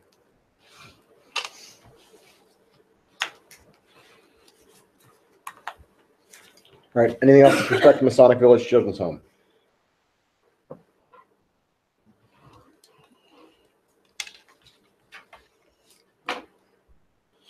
All right, then I turn to a motion to adopt an ordinance setting the 2018 real estate tax at 3.5 mils. This requires a motion and a second. I move that we adopt the form ordinance in our package setting the 2018 real estate tax rate at 3.5 mils. Second. All right, there's a motion and a second. By way of discussion, I would only say that 3.5 mils is, as I said in the president's message, 3.5 mils is our millage rate that we've been set at for at least 4 years. Ben, how long has that been? About 4 years. It's one of the lowest in the Quaker Valley School District, and it's something that I'm proud of. I hope everybody else is too. Any further discussion with respect to the motion to adopt the ordinance setting the 2018 real estate tax at 3.5 mils? All right, let's do this by roll call, please. President Dobler, Yes. Vice President Jones, Commissioner Williams, Yes. Commissioner Darrow, Yes. Commissioner DePlaga. Yes. Motion carries. Thank you. All right, then I turn to a motion to adopt an ordinance approving the 2018 budget as advertised. That requires Move a that we motion. adopt the form ordinance in our package approving the 2018 budget as advertised. I'll second that. All right, so any further discussion? It's been advertised, it's gone around. Anybody have anything to say about the 2018 budget? It's a Butte clerk. Good job, Gwen. Good job, Gwen. Good job, George. Yeah, George is in Good there. job, George, yes. Okay, let's do this by roll call, please. President Dobler, Yes. Vice President Jones, Commissioner Williams, Yes. Commissioner Darrow, Yes. Commissioner DePlaga. Yes. Motion carries. We have a budget. Thank you all very much. Thank you for your hard work. All right, motion to adopt the draft resolution titled, "A Resolution Prohibiting the Location of a Category 4 Licensed Casino Facility Within the Township of Aleppo." So moved. This motion was made last week and proposed. It does not require a motion or a second. It's on the table. It's ready for vote. Prior to that being voted on, does anybody have any further conversation or comment? Just by way of everybody understanding what this is, they're called mini casinos, and it's an opportunity for existing casino licensors. So the only one in Allegheny County is the Rivers Casino, for them to basically open little branch casinos. And if you pass an ordinance opting out of this by December 31st, 2017, you can opt out. So this was brought to our attention by frankly, one of our residents who wrote in and mentioned this, and Solicitor Stone and Solicitor Lovato, who drafted this ordinance for us. So this is us opting out. This is us opting out of the mini casino. All right, all those in favor say aye. Aye. Any opposed say no. That motion carries. Thank you.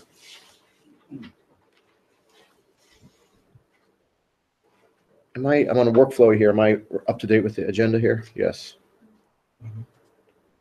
One more motion. Okay, so then the last motion is a motion to make Aleppo Township email addresses for commissioners and to post them on the website. This is on the table. It doesn't require a second. We talked about this last week. The whole idea is just that as we roll out the new website, the former board had asked that email addresses not be shared with residents. The idea is to go at that from a different approach and make at least hearing from residents a little easier for commissioners through a Aleppo Township specific email address. Anybody have any questions about that? Any conversation, any discussion? I have one little comment. Yes. Could you do an email address for emergency management? What's that? Could you do an email for emc@aleppo.com for the emergency management permit? We can do an email for anybody we want. They're free. Make as many of them as we want. It would be a great way for people to communicate, Yep. Special needs or whatever. Sure. I don't think that needs to be rolled into the existing motion though. So the motion remains what it is. Motion is to make Aleppo Township email addresses for the commissioners and post them on the website. All those in favor say aye. Aye. Any opposed say no. But motion carries. Thank you. That, I believe, is all of our old business. Does anybody else have any other old business? I already mentioned this during the president's report, but those of you who are sitting in the audience are going to have to hear it again so that people on the video can get it. You're going to get a card in the mail. When is this going out, Gwen? Already out. They're out. Whoa, you already got it. Terrific. It's advertising Aleppo Township Christmas tree recycling. If you put your tree at your curb on January 8th, 2018 by 8 a.m., Aleppo Township crews will pick these trees up and they'll take them to North Park where they'll be recycled and made into mulch. How is this different than what we've always had in the past, you say? My tree has always been on the curb and it's gone away. Your tree goes away and it goes into a landfill. It stays in a landfill and it stays there forever and ever and ever because it doesn't break down. Not forever and ever. It's not quite plastic, but it stays there for a long time. If we turns into methane gas. If we take them, it turns into methane gas? Yeah. How long does that take? 10, 12 years, but the gas is taken out of the landfill and used for heating purposes. If we take them to North Park, they get turned into mulch and they're recycled. So this is a cooperative effort between Aleppo Township and North Park. It's something new that we're doing this year. We hope to get a good response. So put your tree out January 8th. Enough said. Next little pet project, no parking during snow events. We had our first snow event this week. And I was out with my cards. I put cards on Rockledge Drive windshields. There were only two. I walked up Swickley Heights Drive. I didn't see anybody up there. It's as if Swickley Heights Drive has their own driveways Their own and police garages. force would make sure they don't park on the street. Good. Okay. I would encourage folks that live elsewhere to do the same thing. Those of you who live on Weber Road, those of you who live anywhere else, remember the bottom line is that if you're parked on the street, when the plow trucks come through, the plow truck can't get around your, it's difficult for the plow truck to get around your car. You make things hard on the plow truck driver. One of the things we love about living in Aleppo Township is that we don't have a bunch of onerous parking requirements. You can park on the street, you can park overnight. We're not the same as some of our neighbors in other places in the village. But if we get to a place where that benefit is getting abused, we're going to be in trouble and we're not going to be able to keep that up. So please, pretty please, with sugar on top, don't park on the streets when it's snowing and let your neighbors know not to do that. Okay, that's the old business. Any new business? Hearing none. Citizen participation. Yes, sir. Step up, step up. Give me a chance. Uh-huh. Yeah, it's cold. Takes some time to get everything. You're going to set an example for everybody else here. If you sit down, everybody else is going to sit I down. You was step gonna up. sit, so. Art Capuzzi, Weber Road. I'm a little confused about your motions. I didn't see, you originally typed in motion 2 was withdrawn, but it wasn't there when you clicked it out. It was still on the table, sort of. Well, it is. I'm just this list here is just for us to keep track of what happened tonight. So motion number 2 is withdrawn by Commissioner DePlaga. All right. You won't see that motion next time we come up. The motion number 3, it said it was approved or passed. Motion to defer. It doesn't say what motion is being deferred. Motion 3 is being deferred. Motion 3 is being deferred. It doesn't say that, though. It just says motion to defer. All right, so it's under that main motion. Right, yeah. All right. Secondly, not important, curious. In the manor, we're responsible for the main road. We're plowing the main road. No, we're responsible for Lots of roads in the manor. Not all of them, but So lots of them. behind and all access roads? No, Just Swickley Heights Drive. And maybe Rockledge. Rockledge, Swickley Ridge Drive, Roads Swickley in the Ridge Circle. And Sewickley Heights Drive. Our town roads. And Our all the, township owned roads. and the rest are done by the manor. All right, thank you. Yep. I wanted to, and I know it's privileged information, are we making progress on the suit with the pump station, or is it stagnant right now? Comment on- Interesting term that you used about that. I guess. You can't even say that you're working on it? Oh, we're working on it. Gwen, do we have an executive session scheduled for tonight? We do not. Oh, it's on the agenda, I thought. It's on Well, the it's always agenda. on the agenda. Oh, Thank you. we're gonna eat cookies and have coffee tonight. Yeah. Instead. You? Yeah, you too. Everybody- Everyone's invited. I feel like an executive. Cookies. Anybody else? Citizen participation? Yes, ma'am. Step forward. Identify yourself. I need to. You do. Really? Yeah. Barb Steinauer, I live across the street. Your motion, great. Just want to clarify one thing. They already have the parking lot R2 next to my house over here. I'm sure you know where that's at. If your motion goes through, are they still going to be able to use that R2 as the children's home because they already have something there? Or are we talking pushing it back into the main campus? Whatever existing would just be covered. Everything's already built. That was my intention. Well, the only thing that's built there is a parking lot. I don't know the The specific. question is whether, do you have the exact configuration of the property that you own that is subject to the conditional use for continuing care facility? Yeah, that's what we needed. So you asked, That's what would be needed. okay, so you're asking about the The old parking lot Vicious that house. used to be where the Vicious Yeah. house was? That was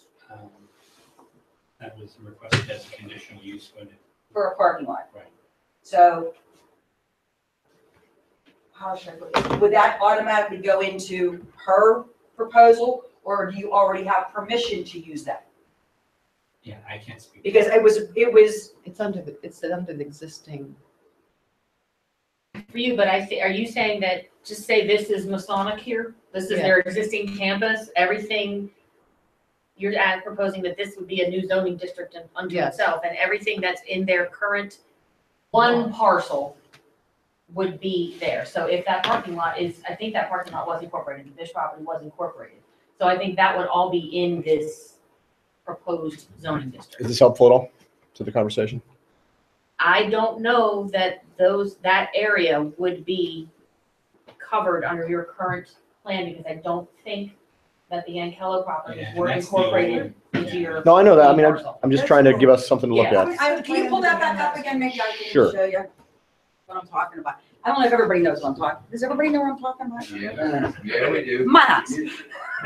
These are my houses here. This is Bish. Right now, this is a parking lot. From what I understand from what you're proposing, it would still come all the way to here. Where my opinion, obviously, that's their facility. This was a different conditional use for a parking lot, not to build anything, any other buildings here. That was only approved for a parking lot.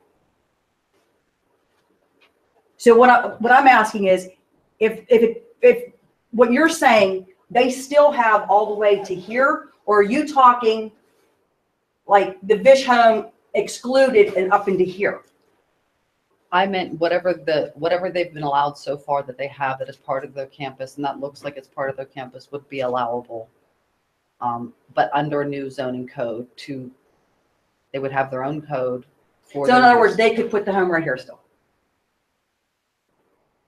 But it would be on their campus. That would. But it's still, there's houses here, you know, I mean, Yeah, I mean, this is. I understand. conceptual. I This is just totally to understand. address I the understand zoning where, issue, I so- guess I understand what you're trying to get to, but unfortunately, this is here. So if it's worded that way, you're still gonna give them the ability to not have the children's home in their campus, what would be considered their main campus. It's still out here as an outlier. So it's still affecting these houses, you know, all the houses that are even on Red Gate Road, because there's no way they can put it right here. It's going to go way back into here, which is still going to affect all that. Yeah, I don't know. Put it through to everybody to look at as well as. Okay. planning and I'm zoning. just looking for more clarification on that. That's all, because I understand what you're saying. And I see you're trying to make win-win, happy. I get that. But this is my concern here, because it is used, but it was approved for a parking lot, not for a big And building. it currently is a parking lot. It's currently a park, And it's being used. it's a parking lot, There's cars there. yeah, which is enough problems, you know, we don't need any more. Okay. Anybody else? Citizen participation? Yes, sir. Eric Gross with Masonic Village. Last week, there was a good bit of discussion from a gentleman, I believe, that lives on School Street about traffic. And I don't know if this is the appropriate time, but we wanted to ask for support from the township. I would support closing that road if that was something that could be done, because I think that's probably the most effective way to reduce traffic there. The other area that I'd like to ask for support with from the township is the GPS programs that are out there currently. When you're coming up Deer Run Road, they route people onto School Street. And we have attempted multiple times to get them to change that within the GPS programming. And as an individual company, they've not responded to us. So there also are things that I can do and I am doing to reduce traffic with our employees going down School Street. But ultimately, if there's help that could be, if the township were to decide that closing schools, the connection there between School Street and Merriman made sense as a way to reduce traffic flow, we would support that as an organization. And if there's anything you can do to help with the GPS programming, then we would appreciate that. Who controls the GPS? Oh, good Lord. There's two main ones I understand, but I don't know, maybe there's nothing that can be done. Well, I mean, If you close School Street, what does that do to the local residents there? I don't want to go into the long history. I know at one point there was a lawsuit over that because it was attempted to be shut down. Because it is in here in Glenfield, there's different rules that govern it. It's not just in Aleppo. So I don't think it can be a unilateral decision. Yeah. Actually, for your facility, you probably need that to be open as a second way to get out. It was closed for a number of years. When I first came here 8 years ago, it was shut down for several years. It's because we couldn't afford to pave it. It is part, the other municipality though, correct? Or- Yeah. School Street is in Glenfield, Right. but we own it because part of a swap with PennDOT back in the year 2000. Okay. Eric, do you have another regress out of that Masonic besides School Street? Yeah, I'm not. I would assume we have to, or School Street when it was closed, we wouldn't have been within code. When it was closed, it was barricaded enough so that emergency vehicles could get through. It wasn't permanently closed. It was still accessible to emergency vehicles. It so was- we could have it was evaluated, we accessible could have for evacuated So that School that Street. was the second. It was So if always you accessible. close School Street, you lose your second regress. It's just a, Okay. I don't know that for, I'm just, if you don't have a second, you would have to have a different second regress. It's just my response off the top of my head. In order to keep up, as you said, with your coding. okay, so that doesn't sound extraordinarily possible. But the GPS thing, I mean, you said that there's two. Who are they? I've been told, I have Apple to Maps. check. Apple Maps. Okay, so my understanding is that Google is somewhat modifiable. They tend to crowdsource Google, and I, in fact, a while ago made some changes to the Google map. They've got to be reviewed by a community, so that might be something especially if you have an IT team. They might be able to do that. So why don't you have somebody from your IT department contact me? Okay. And we can talk about how to do that. How to try to do that. Apple, I'm not sure about. All right. Thank you. Anything else? Yes, ma'am. Sandy Moore. Thank you, that's a nice motion. Two things, suggestion for, you know, how at first you guys were gonna, if you were gonna build a children's home, which I'd like to see that picture you guys had, that you showed on the screen with your computer last week, because there's too much likelier it didn't come through on your, when you give us the email. It's just a white screen. Oh, yeah. I So I'd understand. like to let everyone have a copy of that if you could. But you were mentioning that the traffic wouldn't come onto Redgate, that would just be for emergency use. Correct. They would use your main entrance. Correct. So what about your dilemma with School Street? Entrance down there, an emergency use only entrance. That way that would force all traffic to come up to your main one that's on there. If I mean, if it might that- be easier than going to Google and the GPS, because you said you're having a hard time. Just a thought. most of the traffic from our community that comes out by the villas, the second entrance by the villas is where most of that traffic is coming down onto School Street. Right. And we could put no right turn, or, you know, we, with the support of the township, we can put no right turn and direct everyone out to the left. And we are certainly willing to do that. I thought you kind of tried to do that, but people weren't. But seeing right now, it. they have the right, they have a legal right to use that road and Or so you do, from your second entrance down there, exit down there, you do have two, one on top of the other signs to say no right turn. And people don't, that's why I'm saying maybe just make that your second entrance as being an emergency. Yeah, Until you can get the GPS. If you end up getting something, then maybe that could be a fix for the, you know, because you were gonna have all traffic on Redgate go to your main one anyway, same idea. And is it possible that we can have a picture of your latest thing? Did we not, we didn't supply one last week when we were here, so you've got it on your computer. Can we print that out? This is, which one are you talking about? No, the one you just had, right? No, Is that? No, that's- When last week, when you guys I'll get had your that. presentation. I'll get that to Gwen. And then she can provide copies. Okay. Could you email it? We'll put it in the digest. Oh, you'll put it, okay. And that was. Yeah, that would be great, because that way we'd see the newest. That was not intended to be the last and final. The intent was to try to communicate that we were listening and we were trying to get it away from Redgate. If there were a better spot, even better than that, Yeah. I'm not saying I know it's it like- wouldn't find an even better spot than this. So I'm reluctant to say this is the last and final spot. Well, but that's I will say understandable. I know this we're is wanting to all- make sure we're hearing the residents Great. and moving it away from Redgate. Okay, no, that's fine. Excuse me, and how about away from Merriman too? What's that? Everybody else lives on Redgate. I live on Merriman. I don't want it next to me either. I mean, you guys have already depleted my property value. I don't want to do that anymore. That's that simple. You know? I can't afford for my property value to keep sinking. Yeah, so that, so that, when I'm talking, yes, I'm definitely talking selfishly and about my property. Okay, anybody else? Yes, sir? Little legs one here.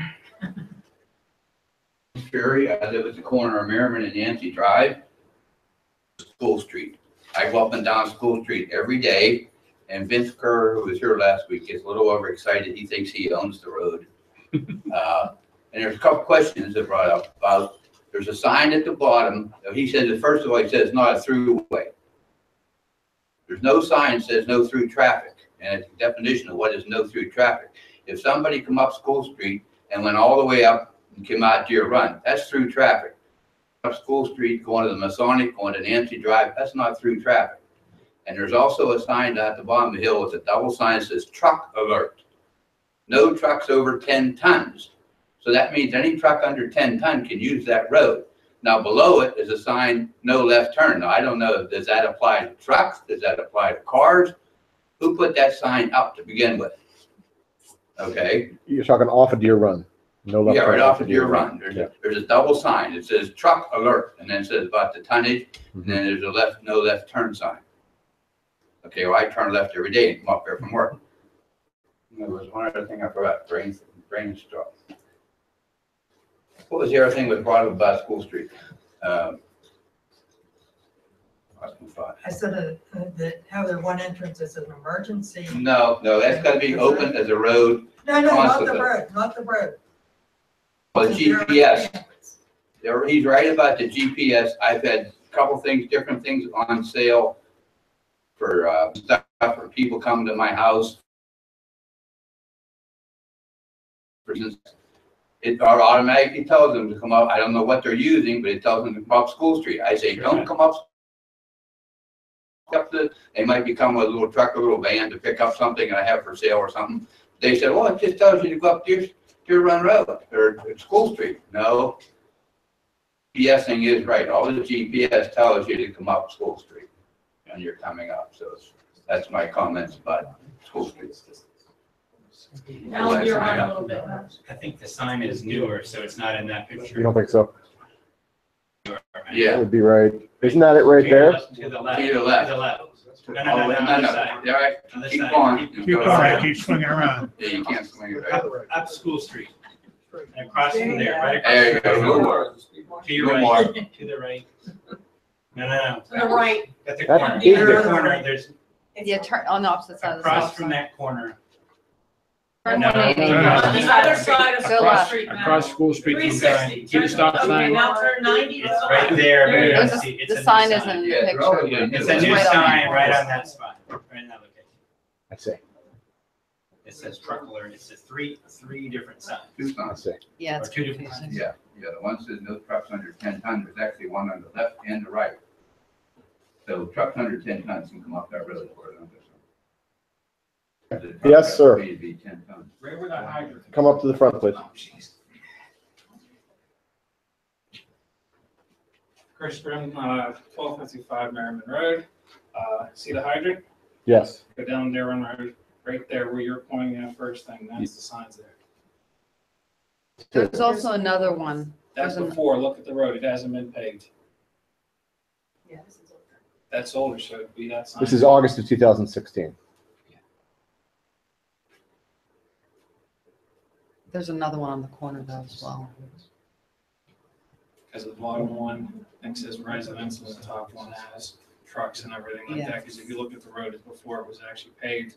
When they repaved it, they moved it on to School Street. Oh, I So see. before they paved it, and when they actually started to do Masonic, they put the signs there because we were having construction workers, the mud and everything like that when they were Here it is. previously building. Not too far. I don't think I can get it. But that's where the sign used to be. I had to point it out, you're going back and forth, going in circles. Nat, are you better in a car? No. Just want to make sure. Wherever they go online. All right. Anybody else? Yes, ma'am. Just a couple questions. Yourself, please. Yeah, Kathy Davidson. I'm gonna say it's too hard for me to stand. Just a couple questions, and if you don't know or can't answer them, maybe someone could answer them next week. But the sewer lawsuit, I actually meant to ask about that. On the financial statements, there's no amount for a contingent liability. It just says there is one. And I guess my question is, what is the potential contingent liability for that lawsuit? And I know you can't discuss confidential things, and correct me if I'm wrong, but that's simply because Masonic didn't want to pay the higher sewage rates that the rest of us do, correct? I mean, I'm not going to comment on the if anybody else feels to. I feel as if interpreting giving you my interpretation of Masonic's pleadings would be over the line. So I wanted, it looked like they moved it, it looked like they moved it in the federal court, which I don't have access to those dockets. It's not in federal court. But it implied it changed jurisdictions. I couldn't access it. But, what is the amount of the potential contingent liability there? The citizen would be liable. Once again, there's no amount claimed in the papers. And I think that commenting any further on potential exposure would be invasive of executive session. So there could be an amount that all the citizens may have to make up, future days, is that correct? I'm not going to comment on existing litigation. It's okay to say. Sorry? Yeah. We are being defended in the Masonic Village litigation by our former insurance carrier, who is defending us under a reservation of rights. So, at least in the immediate instance, they're providing our defense, and we would expect that if there was a settlement or a verdict, they would cover up to our policy limits. So then, because all I was gonna mention was the rates have gone up astronomically, since in the last few years. And, You're referring to the sewer rates? yes. And the water, they've all. Well, the water has nothing to do with the lawsuit. Right. And the sewer rates are not driven by the lawsuit either.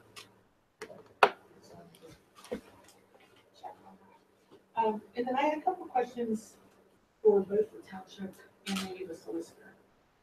And the basic question is, why is Masonic Village, this is a general question, being allowed to write our zoning ordinance? Shouldn't the commissioners be saying, I don't understand why children's home isn't already covered under a group home, which is allowed to swiftly, because of the joint ASO zoning. But, for instance, they have the group home shall not exceed 8 residents. And I'm curious as to why we can't say the children's home can't exceed. And at-risk youth is defined as what? I've not seen or heard a technical definition that they would incorporate. So what are we agreeing to if there's no definition? So I just had a concern about that. And, again, we're supposed to fit in with a comprehensive plan. We're supposed to follow a big outline, not just have one taxpayer make a bunch of exceptions, and then pretty soon there's no community left anymore for the residents. So I just wanted to ask about that.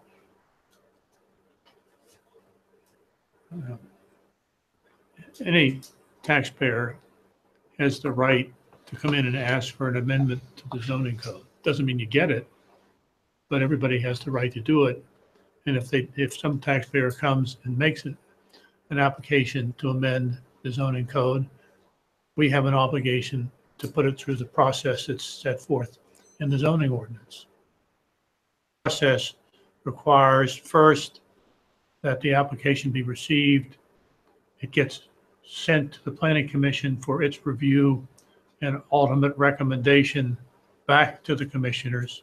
Before the commissioners can act on it, we have to notice a public hearing and conduct a public hearing. And then following the public hearing, we have to make a determination. So there's a process that's in place that frankly we're obligated to follow. That doesn't predetermine the outcome one way or the other.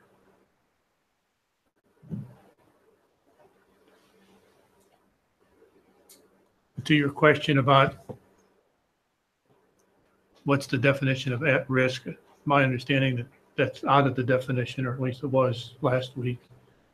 But we don't have a final definition of children's home to work with yet, so probably a premature question.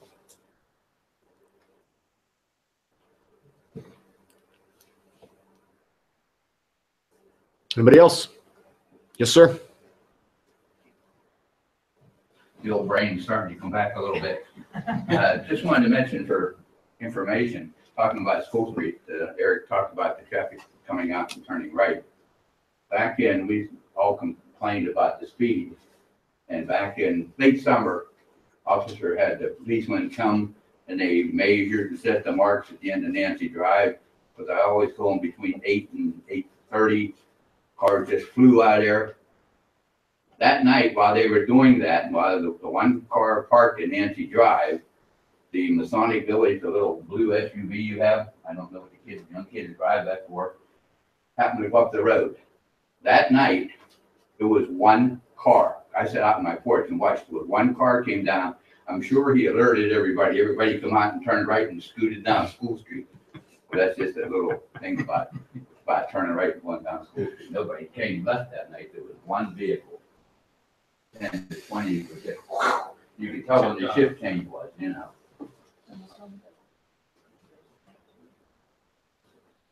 Anybody else? All right. Well, I hope everybody will stick around. We have cookies and we have some coffee in the kitchen. It'd be nice to get an opportunity to chat with everybody in something that's a little less than a formal setting. If you can't stick around, I hope you all have a wonderful holiday, and we'll see you back here in 2018. I think the best is yet to come. Thank you, everybody. We're adjourned. Thank you.